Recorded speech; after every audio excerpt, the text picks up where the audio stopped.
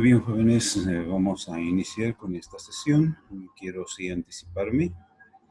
Soy el titular con ustedes de esta materia, histología celular, así es como aparece en el programa. Un servidor, José Saavedra Ortega, médico general con maestría. Estaremos viéndonos y atendiendo esta materia en este espacio a partir del sábado pasado, 5 de septiembre, y hasta el día 5 de diciembre, donde concluiremos con nuestro examen final. En el Inter tenemos nuestro examen parcial y ya en su momento daremos a conocer la fecha. Bien, también quiero mencionar, grabamos este nuevo video en razón de que el anterior presentó demasiados cortes y considero impropio enviar un material con tantas deficiencias.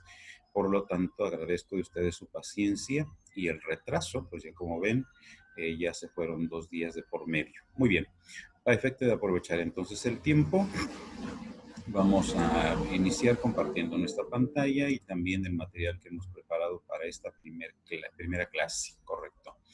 Bien, partamos precisamente por algo que ya conocemos en la materia de morfología. Estuvimos revisando la estructura macroscópica del ser humano. Lo que conocemos en primera vista es precisamente la silueta del cuerpo, donde podemos diferenciar lo que es la cabeza, cuello, tronco y las extremidades. Sin embargo, en el interior de nuestro organismo encontramos diversidad de órganos. Aquí tendríamos, por caso concreto, el cerebro, el corazón, parte de lo que es el tubo digestivo, y nos aparece aquí una ilustración dándonos a entender lo que son el sistema de los grandes vasos.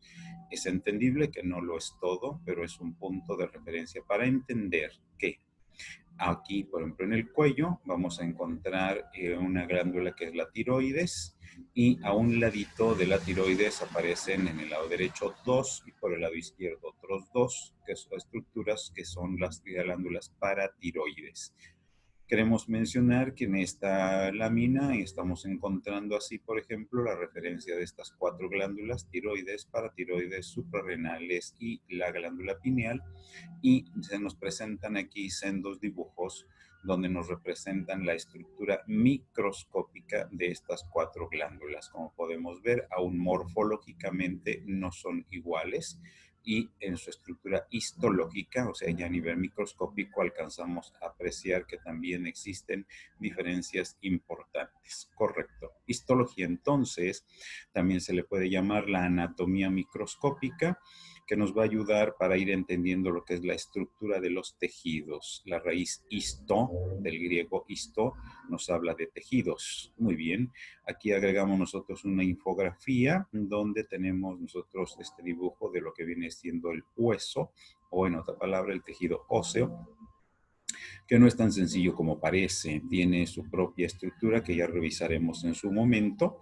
y nos enteraremos que aunque es una estructura dura, y ahí precisamente entenderemos la razón de esta dureza que le caracteriza, las clasificaciones del hueso desde el punto de vista histológico, y también pues la presencia de otras estructuras internas de este órgano, que es precisamente lo que forma el sistema esquelético.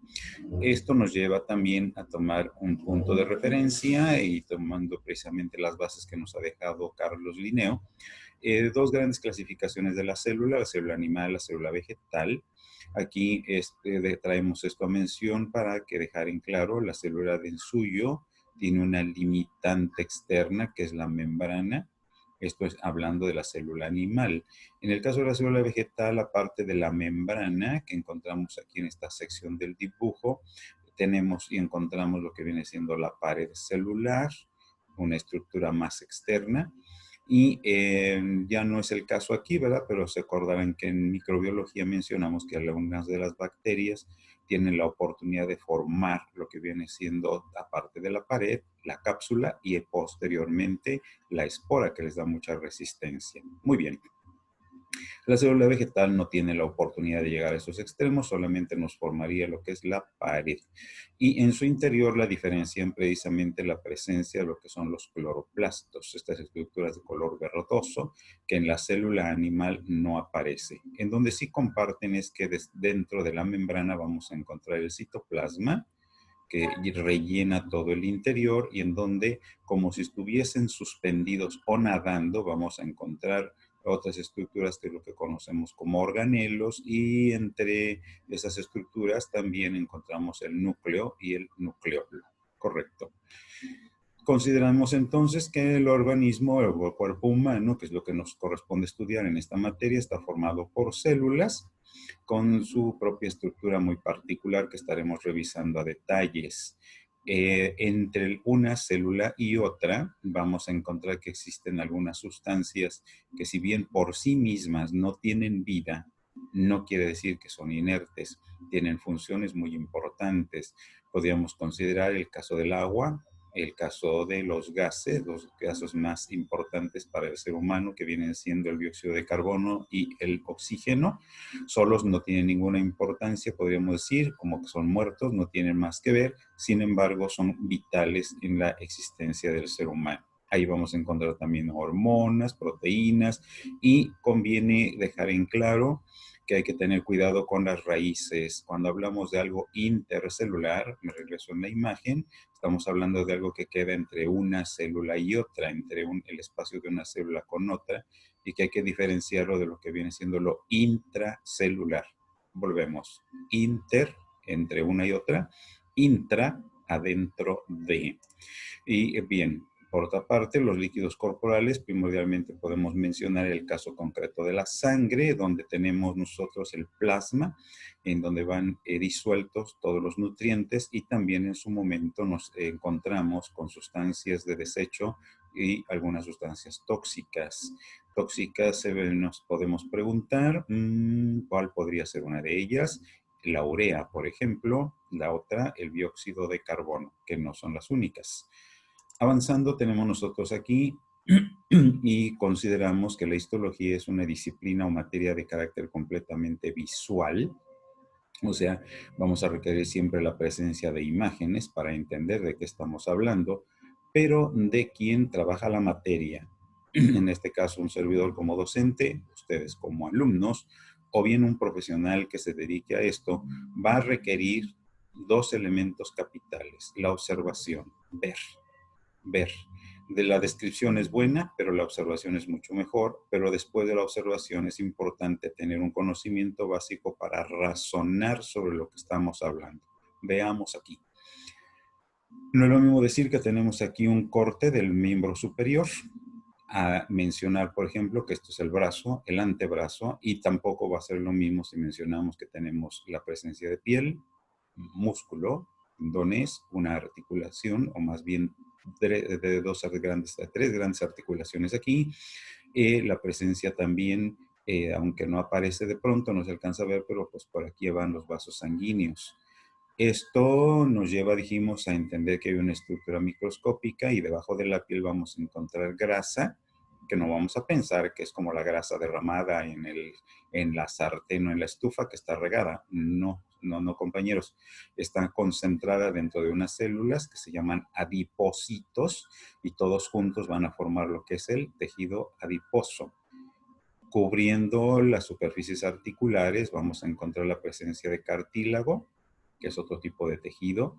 Tenemos aquí la mención del hueso, que ya mencionamos en la lámina anterior, y obviamente si corren vasos sanguíneos, llámense arterias o venas, en su interior va la sangre, donde encontramos el plasma y los elementos formes, que son los leucocitos, eritrocitos y plaquetas. Por otra parte, tenemos aquí la mención de la piel, que es todo un grande tejido, por cierto, el tejido más grande de nuestra economía.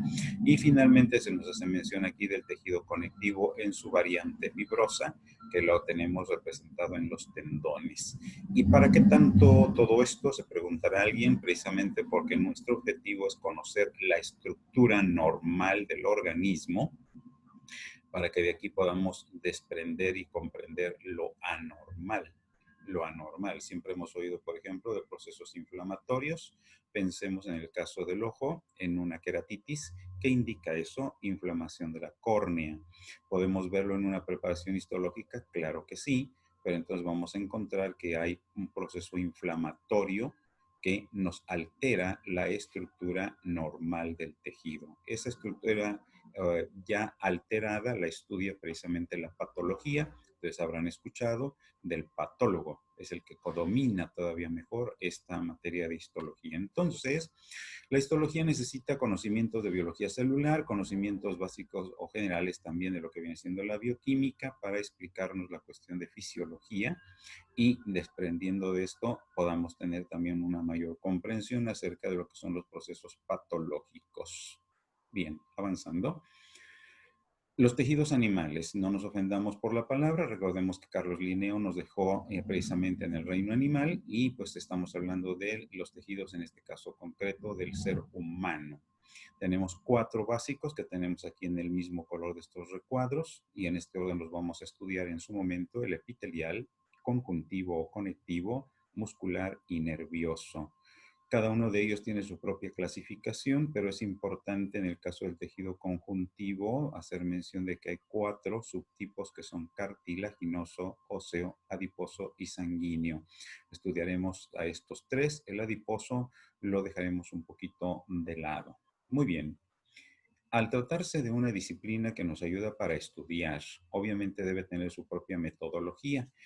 Nos saltamos un poquito a la parte de historia, que nos podía llevar incluso hasta los tiempos de la Grecia clásica, donde Aristóteles y otros de los sabios de aquel tiempo se sintieron llamados pues para observar ciertas cuestiones que ocurrían en la naturaleza, pero pues eran tiempos muy tempranos, faltaban mucho tiempo para que pasara y también muchas investigaciones y trabajos de por medio. Viene la etapa oscura de la Edad Media, donde prácticamente todo se estancó, hasta que a finales de ese periodo aparecen ya algunos investigadores, caso concreto de Anton van Leeuwenhoek, que trabajaba cristales, y sobreponiendo o encimando, si cabe la palabra, lentes con cierta distancia entre ellas, nota que le permite observar algo diferente.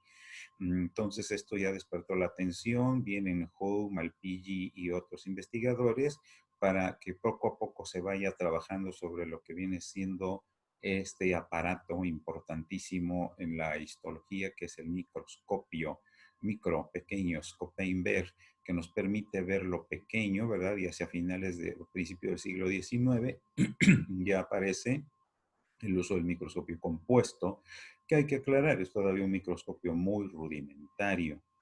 Como elementos de apoyo tenemos técnicas de preparación donde las trabajan, como hemos dicho, más a detalle el patólogo, el tejido, pieza que se le manda para estudiar, que puede venir del quirófano, ya sea como una amputación, una extirpación quirúrgica o bien de una biopsia, pues el patólogo no lo estudia tal como llega, él empieza a trabajarlo. Aquí tenemos la mención del microtomo. Este aparato es un aparato muy sofisticado. Hagamos de cuenta que es como si fuera un rallador de papas, pero está sacándonos cortes ultra delgados, de tal manera que son más delgados que una hoja de papel. ¿Por qué tan delgados? Porque necesitamos que la luz atraviese precisamente este corte y nos permita ver lo que hay allí. Son necesarias otras técnicas que aquí no vamos a explicar, solo las mencionamos: la fijación, inclusión y la tinción, para que pueda llevarse a cabo el estudio y nos den el resultado de qué es lo que existe allí. Correcto, entonces tenemos al microscopio. Este es el microscopio llamado microscopio de luz o microscopio óptico. Este es un microscopio biocular o binocular porque tiene 2 lentes llamadas oculares. No nos vamos a entretener en mencionar que pues este es el brazo, la base, la fuente de luz, los tornillos macro y micrométrico, la platina, ¿verdad? Y pues que el revólver.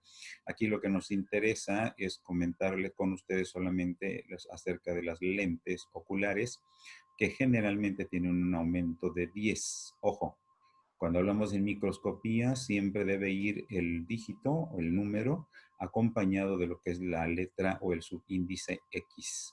Si ustedes en el examen yo preguntaré, por ejemplo, valor de la lente ocular y me ponen 10, numéricamente la respuesta es correcta. Sin embargo, por no ajustarse a la terminología técnica, esta respuesta está mal, si no va con la letra X. Y tenemos las lentes objetivas, en donde vamos a encontrar ciertas variantes que explicamos un poquito más adelante. Muy bien. Microscopios puede haber muchos. Tenemos los microscopios de luz visible. Aquí se nos menciona varios de ellos, cada uno con sus propias particularidades. No todos se trabajan con la misma preparación o para buscar lo mismo. Caso concreto, el microscopio de campo oscuro es un microscopio que tiene mucha utilidad, por ejemplo, en el diagnóstico de la sífilis, porque en campo oscuro es donde se logra observar el treponema pallidum. Los microscopios más desarrollados son precisamente el microscopio de luz ultravioleta y el microscopio electrónico. Entonces, estamos aquí comentando acerca de la microscopía y la utilidad. La utilidad, el valor del microscopio depende de dos capacidades. Uno que es la capacidad de aumento, es decir, cuántas veces me logra o nos logra aumentar la pieza o la preparación que tenemos en observación. Y por otro lado, la capacidad de resolución. ¿A qué significa esto? Que dos puntos, muchachos, a la distancia podríamos apreciarlos como que están juntos. Al momento en que nos acercamos podemos apreciar que hay una separación entre uno y otro. Esa capacidad que nos permite identificar dos puntos aparentemente juntos, pero que están en realidad separados, esa es la capacidad de resolución. Entonces, ambas facultades o ambas capacidades debe tenerlas un buen microscopio. No ganamos nada con que nos aumente el número de veces de la muestra si no logramos una resolución correcta. ¿Por qué razón? Porque el ojo humano puede permitirnos la visualización de muchas cosas. Aquí tenemos, por ejemplo, desde el cuerpo humano hasta un pelo. Puede haber cosas más pequeñas como un grano de arena. Sin embargo, ya la microscopía nos permite identificar estructuras mucho más pequeñas, como es el caso de las células, las bacterias. Y en el caso de los virus, las moléculas y el mismo átomo, pues necesitaríamos de una estructura mucho más, un equipo mucho más potente, como es el caso del microscopio electrónico. Esto nos lleva a tomar en cuenta que también para estos fines existen distancias, una unidad de medición, aunque seguimos trabajando con el sistema métrico decimal, la unidad internacional, tenemos nosotros que está el centímetro y de aquí vamos disminuyendo hasta llegar en este caso y en esta lámina hasta el Angstrom, que hay que comentar fueron unidades de medición de otro tiempo que hoy consideramos anterior, las referimos porque en sus libros o documentos todavía las pueden encontrar. El micrón, el milimicrón y el angstrom, de los tres, el más pequeño es el angstrom. Y ya la terminología actual en el sistema internacional vamos a encontrar el micrómetro y el nanómetro. Es importante esto lo vayamos teniendo en cuenta para no confundirnos. Muy bien. Al trabajar con el microscopio óptico, el microscopio de luz visible, microscopio de luz que se le llama, vamos a tener que normalmente las lentes objetivos que tenemos precisamente insertados en el revólver, hay algunos microscopios que manejan 3, otros manejan 4, y bien, como son los más frecuentes, valor de 10 por, 25 por, o 40 por, o 100 por. A propósito, pusimos la X atrás. ¿Por qué atrás? Porque antes va la lente ocular, que generalmente el valor, dijimos, es de 10. Ahorita tenemos este asunto. Estas lentes pueden tener un nombre también, aparte del valor. Del de 10 por es pequeño aumento, 25 por mediano aumento, 40 por gran aumento, y el de 100 hay que tener cuidado con este porque se le llama objetivo de inmersión de aceite. La razón en que consiste en que no podemos trabajar con el objetivo solo nada más. Es necesaria la utilización de un aceite que así se llama aceite de inmersión. ¿Qué es lo que se hace? Me regreso un poquito a la lámina del microscopio. Aquí tenemos nuestra preparación en el portaobjetos. Colocamos nuestra lente objetivo, pero sobre el portaobjetos colocamos una gota del aceite de inmersión, que es un aceite mineral especial para este fin. Aproximamos con mucho cuidado nuestra platina para que no vayamos a romper la preparación y visualizamos, sin el aceite no se ve nada, pero con el aceite se logra ya visualizar lo que tenemos ahí preparado. Objetivo de 100 o aceite de inmersión. ¿Cómo se trabaja el asunto de los aumentos? Hay que tener en cuenta, por un lado, la lente ocular, que dijimos tiene un valor de 10 por. Y entonces, si tenemos una lente objetivo de 10, entonces, ¿qué sucede? 10 por 10 nos da un aumento de 100. Jóvenes, ¿cuál es el error aquí? A propósito, no pusimos la X al final para que se detecte. Entonces, esta es una mala respuesta. Numéricamente es correcta porque 10 por 10 nos da 100. O en el caso del lente objetivo de 100 por, o del aceite de inmersión, 100 por 10 nos da 1000. Pero que nos falta la letra X porque al hablar de los aumentos siempre debemos escribir esta preparación tiene un aumento de, ponemos el valor, 100, 400, 250, 500, 1000, 10,000 por. La X siempre debe estar al final para que se entienda que estamos hablando entre quienes conocen de la materia. Esto es importante, ¿por qué razón? Porque el patólogo, ya dijimos, va a realizar todos estos trabajos, la fijación, la deshidratación, el aclaramiento, inclusión, montaje y tinción de la preparación que se le envía. Y esto pues no se hace de la noche a la mañana. Esto se lleva un trabajo de cuando menos 24 horas.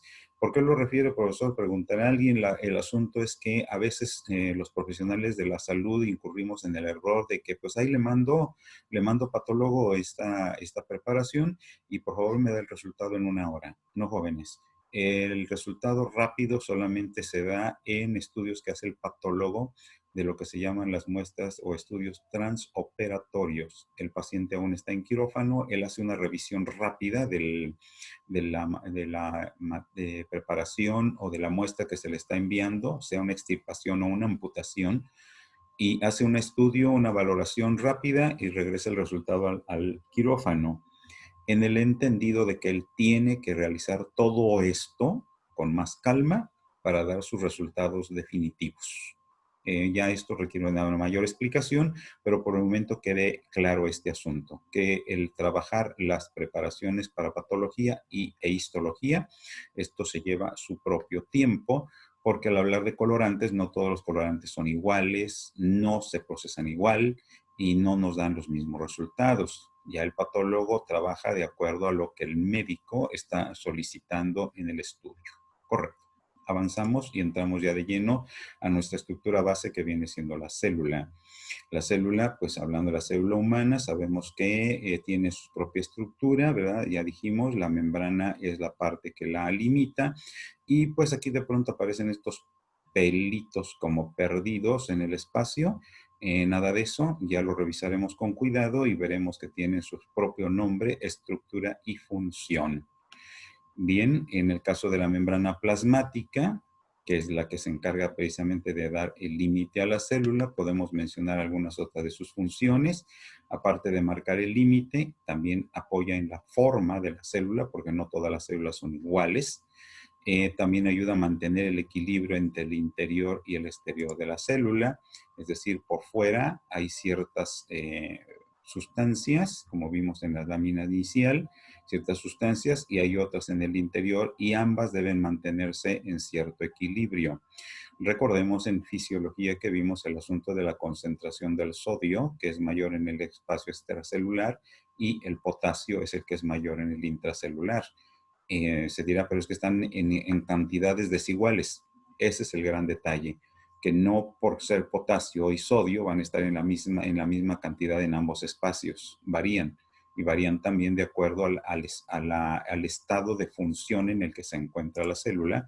Y para mantener ese espacio, ese equilibrio, interviene la membrana a través de esta función que es lo que se llama la permeabilidad selectiva. ¿Qué indica esto? Que no todo entra ni todo sale. Todo entra y sale de acuerdo a las necesidades funcionales de la célula. Bien, sirve también para mantener en el interior de la membrana todo lo que hay dentro de la célula y pues también le otorga cierta protección mecánica. Aquí tenemos esta ilustración, volvemos al comparativo de la célula vegetal y la célula animal. Notemos la pared en el caso de la célula vegetal, su interior con su propio citoplasma, el núcleo, y el acomodo que tienen en este caso los organelos que aparecen los cloroplastos. Y tenemos las limitantes, ¿verdad? Y aquí aparece otra célula y notemos este espacio que se da entre una célula y otra.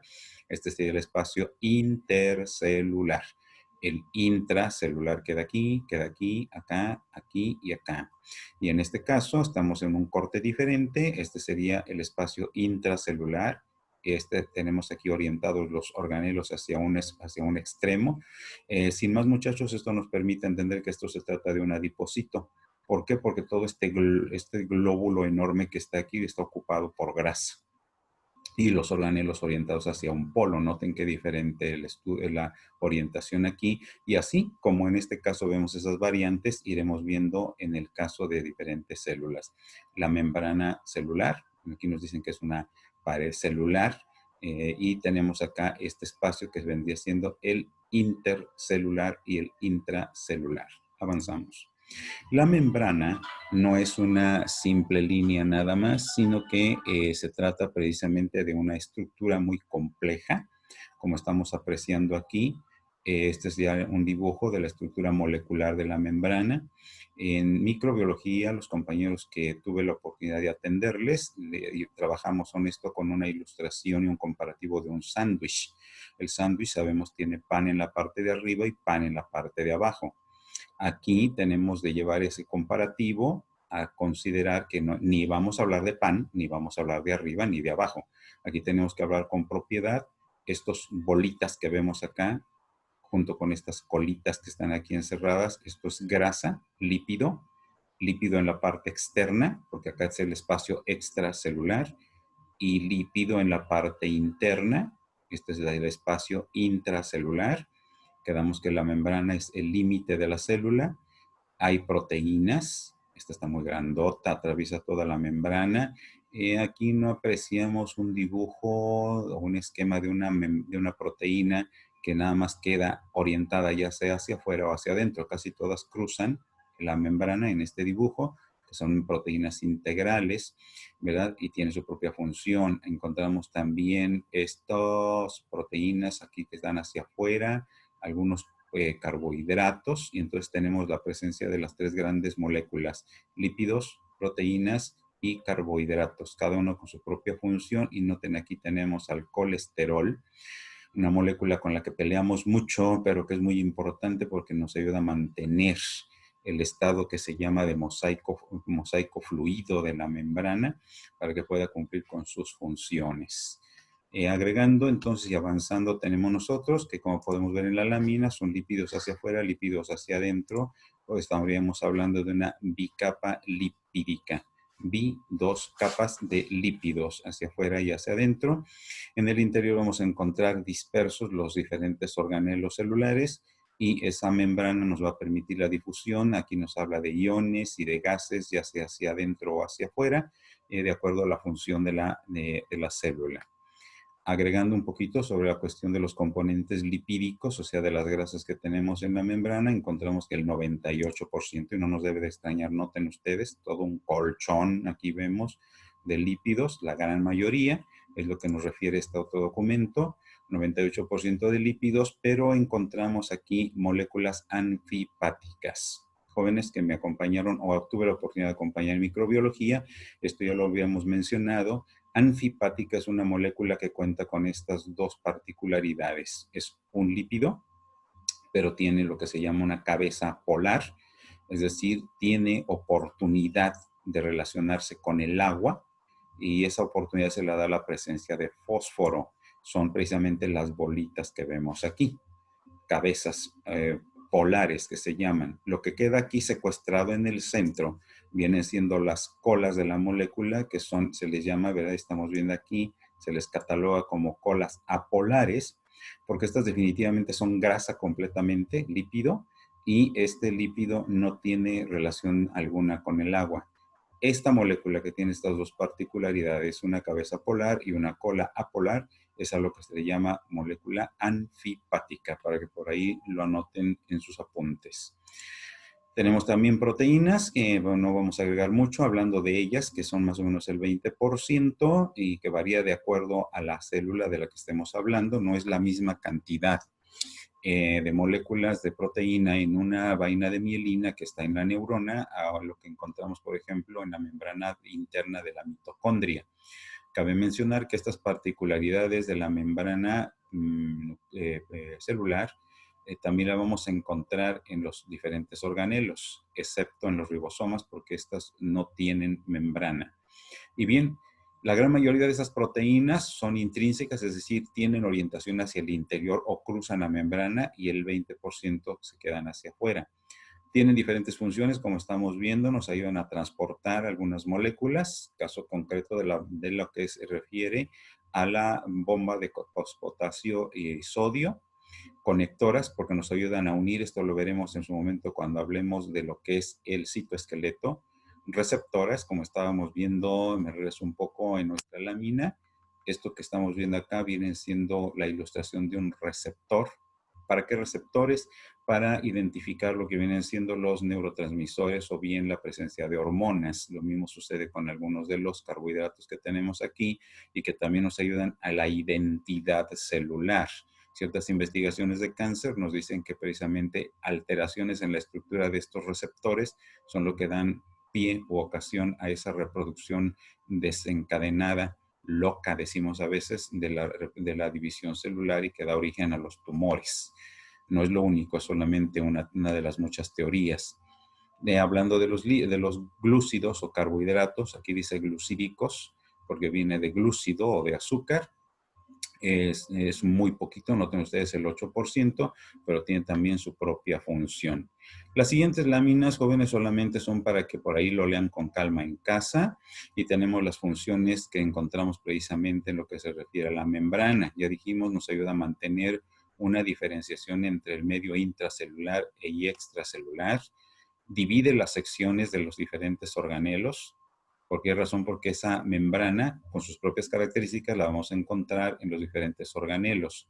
Es una barrera selectivamente permeable, ya lo comentamos, no todo entra, no todo sale, sino solamente aquello que la célula necesita o bien lo que ya no necesita.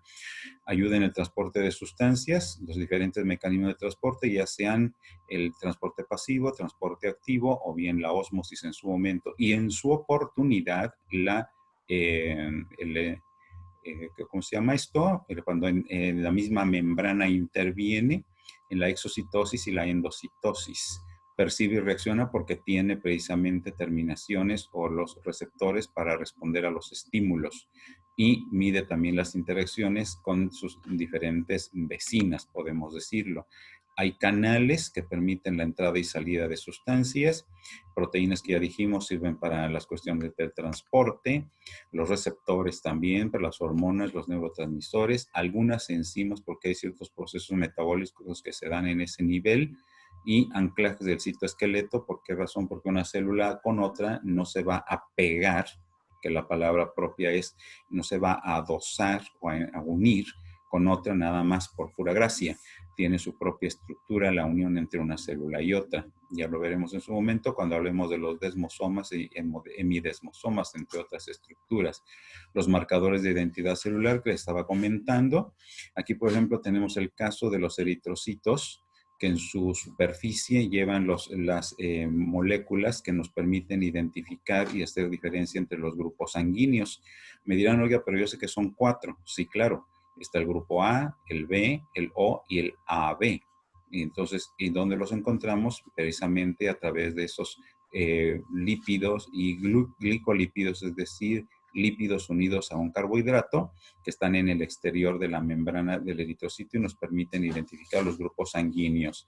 En cuanto al RH, no se me adelanten mucho, eso ya lo veremos cuando hablemos de sangre. El RH es otra situación que está en el plasma, no en los eritrocitos. Y bien, por otra parte, tenemos el citoplasma, que viene siendo el relleno de la célula, está en el interior de lo que es la membrana.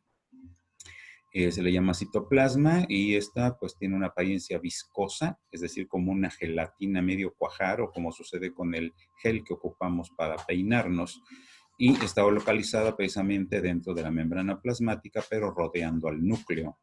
El 85% del citoplasma está formado por todos estos elementos que tenemos aquí referidos: agua, proteínas, lípidos, carbohidratos, ácido ribonucleico, sales minerales y otros productos del metabolismo, como ya dijimos, la urea, creatinina y el dióxido de carbono.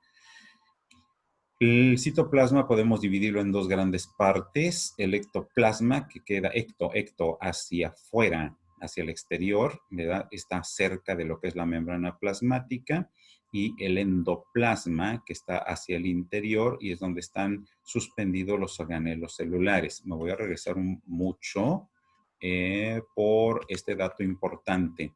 En el caso de las células vegetales, notemos que están orientados hacia lo que viene siendo el ectoplasma, los organelos celulares. En el caso de la célula animal, generalmente están más cercanos al núcleo, hacia el endoplasma, y notemos que la parte hacia el exterior, que es el ectoplasma, queda prácticamente libre, pero porque están orientados precisamente hacia el interior. Muy bien. ¿Qué más tenemos? Tenemos nosotros, ya pasando a otro orden de atenciones, que dentro del citoplasma están ahí suspendidos como si fuera una gelatina de mosaico, están ahí como nadando, suspendidos los diferentes organelos. Aquí tenemos la mención de algunos de ellos, que ahorita los vamos a considerar con más detalle. Una mención rápida, porque será esto, cada uno de estos tiene su propio espacio en el desarrollo de nuestra materia. Queremos iniciar con los ribosomas.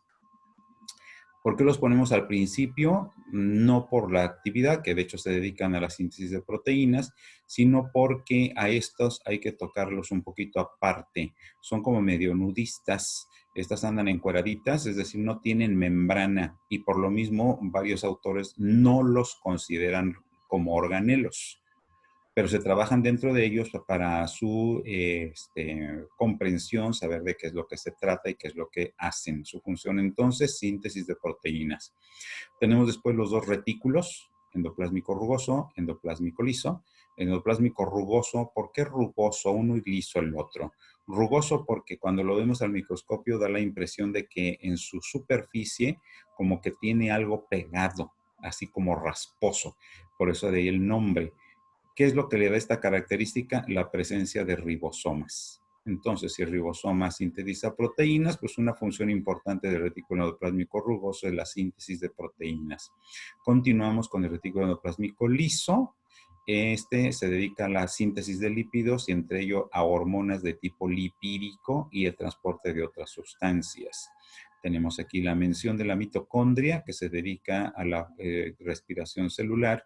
Es aquí, en este organelo, eso ya lo trabajarán ustedes en bioquímica con más detalle, donde se lleva a cabo la cadena, donde está el sistema de transporte de electrones y la respiración celular y el ciclo de Krebs para obtener de los nutrientes el ATP, que es la molécula energética. O sea, es precisamente el organelo dedicado a la obtención de la energía.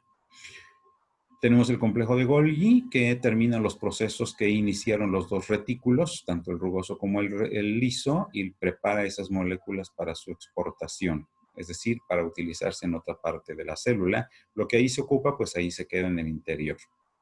Lisosomas. La raíz liso significa destrucción, entonces estos organelos intervienen en la digestión celular, destruyen todo lo que entra, pues dicha sea la palabra, a su interior. El peroxisoma, la raíz viene precisamente de la molécula que primordialmente trabajan, que es el peróxido de hidrógeno, mejor conocido como agua oxigenada. El agua oxigenada antes se ocupaba para curaciones, hoy ya no se utiliza porque es dañino para los tejidos. Me dirán, bueno, ¿y entonces qué hace el peróxido de hidrógeno en el organismo? Se produce como resultado de los procesos metabólicos, pero esta molécula es tóxica, entonces hay que desdoblarla. Al desdoblarla obtenemos agua y obtenemos oxígeno, ambos muy necesarios para otras funciones.